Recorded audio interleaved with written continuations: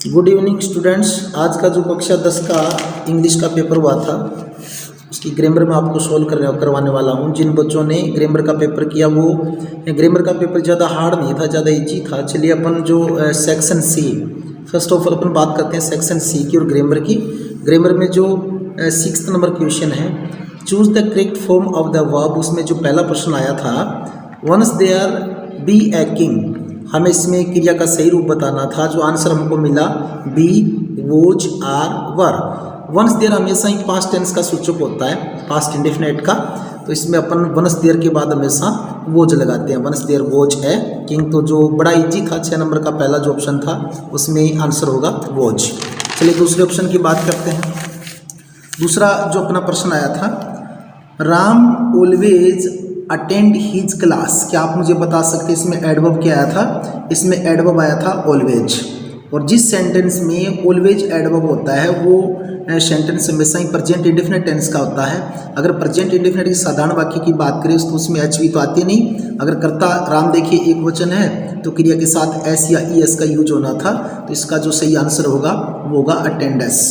तीसरा जो प्रश्न था, we had gone to our house before, यानी कि बिफोर से दो वाक्यों को जोड़ा गया है और यहाँ पे हैड प्लस वर्ब की थर्ड फॉर्म डाली गई है।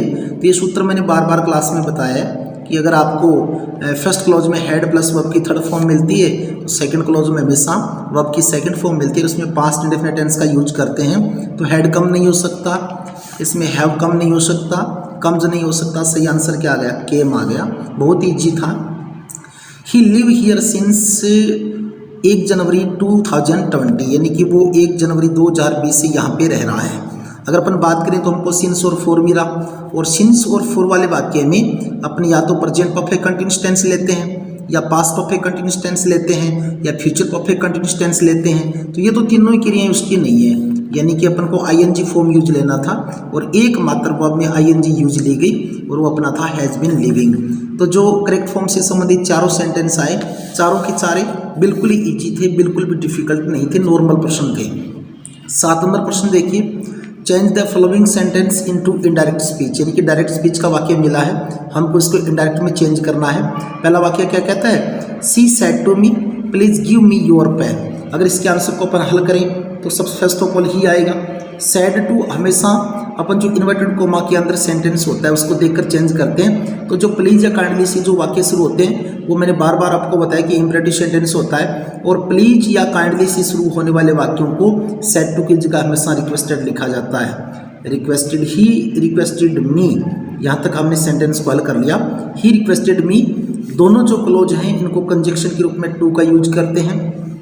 He requested me to, please को अपन को हटाना है। He requested me to give, और मी जो प्रोनाउन इसको चेंज करना था, और ये फर्स्ट प्रोनाउन है और फर्स्ट प्रोनाउन को चेंज करते हैं सब्जेक्ट के अनुसार। जो मैंने आपको 1/1, 2, 3 का सूत्र दिया था, मीन्स फर्स्ट प्रोनाउन को सब्जेक्ट के अनुसार, और आई माई मी होता है फर्स्ट प्रोनाउन है।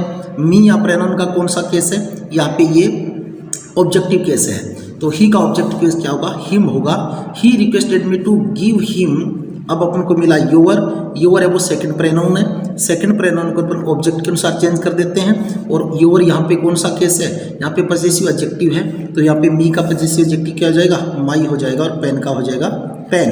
तो ये अपना आंसर था he requested me to give him my pen. Next जो प्रश्न था, he said to me where are you going, ये प्रश्नवाचक वाक्य दिया था।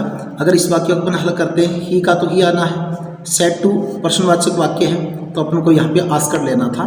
ही आस्क्ड मी, अगर ये प्रश्नवाचक वाक्य हो तो कंजक्शन हमेशा WH वर्ड ही रहता है। तो ही आस्क्ड मी वेयर, इसको से सिंपल सेंटेंस में चेंज करना होता है, तो यू प्रोनाउन को चेंज कर लीजिए किसके अनुसार? मी के अनुसार। तो यहाँ पे यू कौन सी फॉर्म है? यहाँ पे तो सब्जेक्टिव केस में है, तो मी का सब्जेक्टिव केस क्या हो जाएगा? आई हो जाएगा, और आर का क्या हो जाएगा? वोज, और गविंग का हो जाएगा गविंग। इस प्रकार ये बड़ा इजी सेंटेंस था, he asked me where I was going. इस प्रकार अपना स्पीच का वाक्य हल हो जाता है। नेक्स्ट जो प्रश्न है, री right the following sentence using connective, connective यानी कि कंजक्शन का यूज करना है। मैंने बताया था कि कंजक्शन को कनेक्टिव भी कहा जाता है, कनेक्टर भी कहा जाता है। किसका यूज करके, नॉट ओनली बट आल्सो का। नॉट ओनली बट आल्सो का यूज करते हैं तो या तो दिए गए दोनों सेंटेंस का हमको सब्जेक्ट भिन्न मिलता है या ऑब्जेक्ट भिन्न मिलता है। चेक कर लीजिए। He is a teacher, he is a writer. He is a teacher, he is a writer, यानी कि इसमें जो इसका जो सब्जेक्ट कॉम्प्लीमेंट है वो भिन्न है, ए टीचर और ए राइटर। इन दोनों को not only but also say जोड़ना है। हम लिखेंगे he is not only a teacher, he is not only a teacher but also a writer. ये इसका सही आंसर हो जाएगा। जो मॉडल पेपर मैंने बताए थे आपको, इसमें ये दोनों वाक्य मैंने करवाए थे, ये भी वाक्य मैंने करवाया था। नेक्स्ट जो कंजक्शन का वाक्य वो क्या कहता है, देखिए, Ram is my friend, Shyam is my friend, both hand का यूज करना है। तो देखिए बच्चों, इसमें भिन्न क्या है, यानी कि वर्ब का सब्जेक्ट भिन्न है। इसमें राम दे दिया, इसमें क्या दे दिया, श्याम दे दिया। तो बोथ हैंड से राम एंड श्याम को जोड़ना है, ये भी बड़ा इजी था। सेंटेंस की शुरुआत करते हैं बोथ से।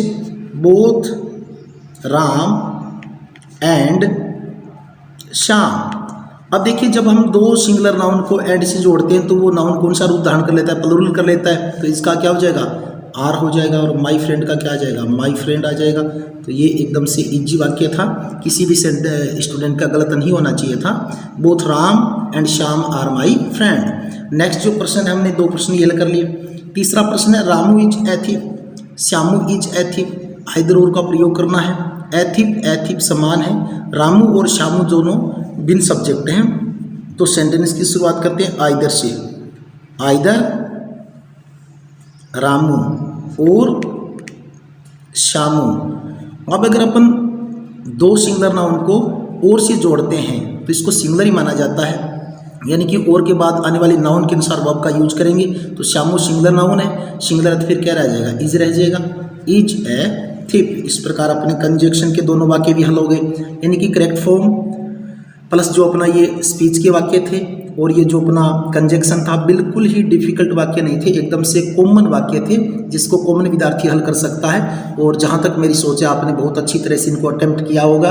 अगर आपने पढ़ाई की चीज़ों को सही तरीके से पढ़ा है तो बिल्कुल भी गलत होने वाला नहीं है। चलिए नेक्स्ट प्रश्न पे चलते हैं। नेक्स्ट प्रश्न क्या है, नेक्स्ट प्रश्न था join the following sentence using relative pronoun, यानी कि रिलेटिव प्रोनाउन का हमें क्या करना था, यूज करना था। ये थोड़े से डिफिकल्ट थे। हाँ, मैंने इन बातों के बारे में आपको बताया जरूर था। मैंने 2 मेथड बताए थे आपको। दोनों मेथड को अगर आपने ध्यान से पढ़ा हो तो डेफिनेटली आपका क्लियर हो जाएगा। The book is on the table, कि पुस्तक है वो टेबल के ऊपर है। द बुक हैज वाइट रेपर, जो बुक है वो वाइट रेपर की, हमको विच का यूज करना था। मैंने ये बताया था कि रिलेटिव प्रोनाउन को हमेशा उस नाउन के बाद रखा जाता है जिस नाउन के लिए इसका यूज हुआ हो। यहाँ पे देखिए, द टेबल से संबंधित तो नहीं है द बुक, क्योंकि इसको हटाना पड़ेगा हमको। तो अपन को इस सेंटेंस को इस तरह लेना पड़ेगा।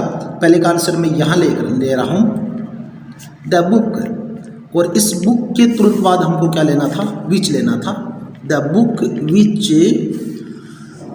विच इज ऑन द टेबल, यानी कि अब ये जो विच है इसका एंटीसीडेंट बुक हुआ, जिसके लिए इसको हम क्या कर रहे हैं, यूज कर रहे हैं। The book which is on the table, यहाँ पे कोमा देना था। द बुक का बखान हमने पहले ही कर दिया, तो लिखेंगे has a white wrapper. White wrapper थोड़ा सा डिफिकल्ट था, इतना इसको आसान नहीं कह सकते, लेकिन जिस विद्यार्थी ने ध्यान से पढ़ा हो वो आसानी से हल कर सकता है। विद्यार्थियों ने ज़्यादातर गलती की होगी, उन्होंने यहाँ पे बीच लगाया, मुझे पता है। The book is on the table which has a white wrapper, लेकिन बच्चों ध्यान देना, इस टेबल के लिए विच का यूज नहीं हो रहा। विच का यूज किसके लिए करना है, बुक के लिए करना है। तो इस विच को बुक के तुरंत बाद रखना था। The book which is on the table, comma लगा के हैज़ ए राइट रेपर। ऐसा ही दूसरा सेंटेंस था, you met a man yesterday, कि आप कल एक व्यक्ति से मिले। The man was my father, और व्यक्ति मेरा क्या था, पिताजी था। यानी कि whom का यूज करना है। अब whom रिलेटिव प्रोनाउन का यूज उस नाउन के तुरंत बाद करना है जिसके लिए इसका प्रयोग हुआ है। अगर इसका प्रयोग यहाँ पे करते हैं तो ये तो यस्टरडे हुआ, इसका मतलब यहाँ पे इसका यूज नहीं हुआ, तो इस मैन के लिए इसका यूज हो रहा है। तो सेम वही चीज़ रहेगी, आई मेट ए मैन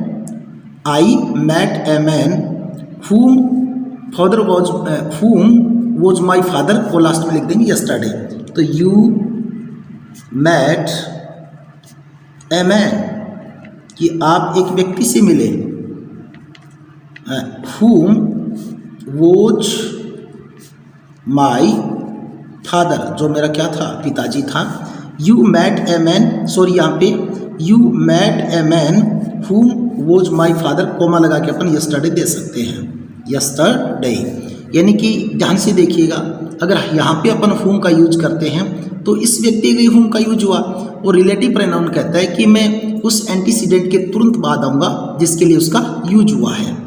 या फिर इसको ऐसे भी लिख सकते हैं, the man whom you met yesterday, इसका दूसरा आंसर ये हो सकता है। इस वाक्य को पहले ले सकते हैं, यहाँ पे मैं लिख रहा हूँ द मैन whom, क्योंकि इस व्यक्ति के लिए यूज हो रहा है, द मैन whom, फिर यहाँ लेते हैं the man whom you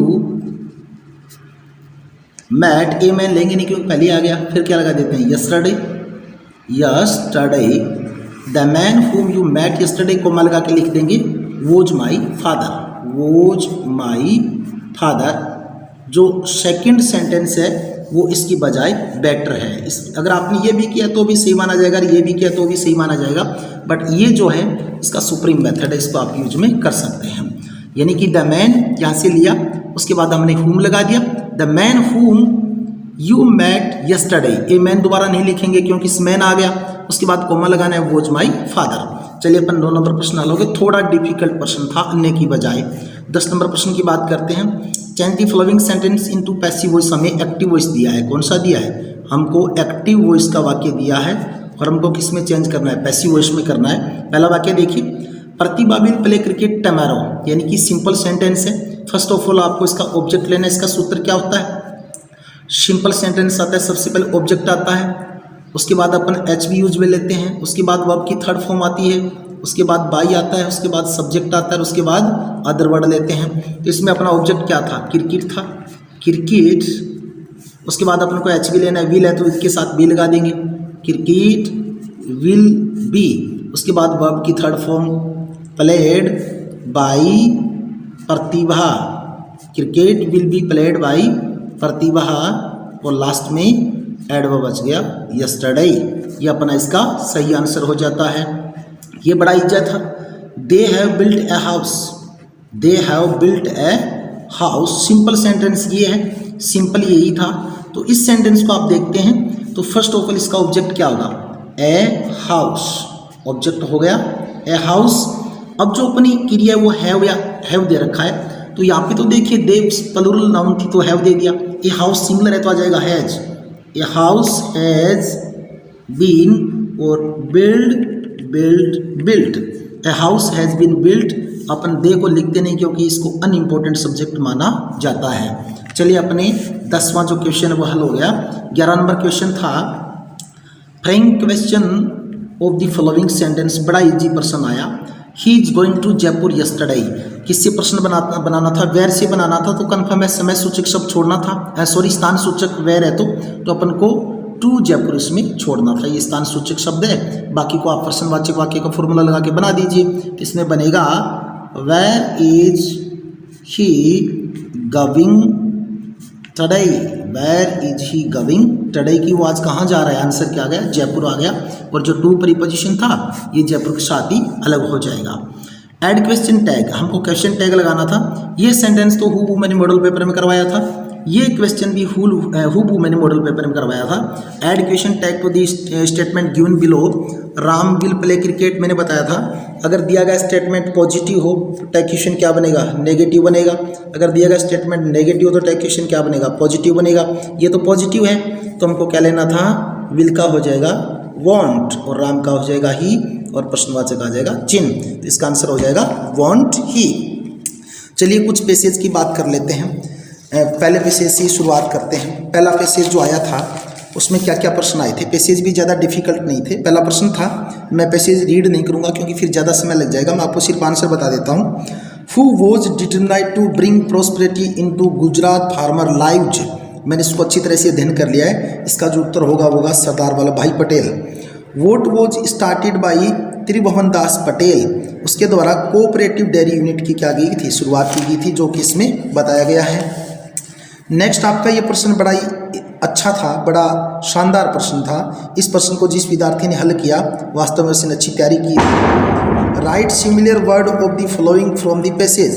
word आया था रिमूव्ड, रिमूव्ड का मतलब होता है हटाना, और इसमें एक वर्ड आया एलिमिनेटेड, इसका मतलब होता है उन्मूलन करना। तो ये इसका जो सिमिलर वर्ड है रिमूव्ड का वो रहेगा एलिमिनेटेड, एलिमिनेटेड, ये इसका सही आंसर हो जाएगा। चलिए नेक्स्ट पैसेज की तरफ बढ़ते हैं। नेक्स्ट पैसेज जो 2 नंबर था आपका, 2 नंबर में बताया गया था वाराणसी अर्लियर नोन एज, बड़ा इजी था। फर्स्ट ऑफ ऑल इसका उत्तर दे रखा था, देखो at the age of 6 Bismillah Khan move to Varanasi earlier known as Banaras, जिसका पहले नाम क्या था, बनारस था। इसका सही आंसर क्या निकल के आया, बनारस आ गया। Who was official shehnai player at the famous Vishwanath temple, इसको अच्छी तरह से पढ़िएगा, इसका उत्तर आएगा अली बख्श। तो दूसरे पैसेज के 2 प्रश्न हल हो जाते हैं। तीसरा प्रश्न क्या कहता है, देखिए बड़ा ही आसान सा था। At the age of, first of all ही लिखा है पैसेज में, सिक्स्थ इसका जो है उत्तर आने वाला है। ये प्रश्न तो आपने कर लिए होंगे, जो विद्यार्थियों को डिफिकल्टीज आने वाली थी उन्हीं पे मैं बात करता हूँ, वरना वीडियो काफ़ी लंबा चला जाएगा। Right the similar word of the following from passage, यानी कि सिमिलर का मतलब होता है समान, और समान का मतलब होता है सिनोनिम। समान का मतलब होता है सिनोनिम, SYNONY, यानी पर्यायवाची शब्द बता रहा था। गार्डनरशिप होता है संरक्षक, गार्डनरशिप का क्या होता है, संरक्षक होता है। इसमें एक वर्ड लिखा था टुटलीज, TUTELAGE, इसका मतलब भी संरक्षक होता है। तो ये जो गार्डनरशिप था इसका सही आंसर था टुटलीज। लास्ट में राइट द ऑब्जेक्ट, आपको विलोम शब्द बताना था। फॉलोइंग फ्रॉम द पैसेज, इसमें दिया डल, डल का मतलब होता है नीरस, और एक वर्ड दिया KWN कीन, कीन का मतलब होता है उत्सुक। तो इसका जो सही आंसर था वो कीन था। फिर देखिए बच्चों, जो आपके लेटर आया था, imagine that you are Sachin Sakshi your sister marriage का आया था, जिसको बार बार आपको बताया गया है। फिर आपकी जो कहानी आई थी कैप्सुलर एंड मंकी आई थी, जिसको बार बार अध्ययन करवाया गया, और एक एंग्री फॉक्स आई थी जिसको भी बार बार अध्ययन करवाया गया है। देखिए आपका जो पैसेज था, पैसेज में write paragraph about the word using visual at given below, आपको एक तो विजुअल का मतलब होता है जो दृश्य चित्र दिया गया उसको देखकर लेख बनाना होता है। तो ये मोर का चित्र था, हमारा जो राष्ट्रीय पक्षी मोर है उस पर आपको लेख लिखना था।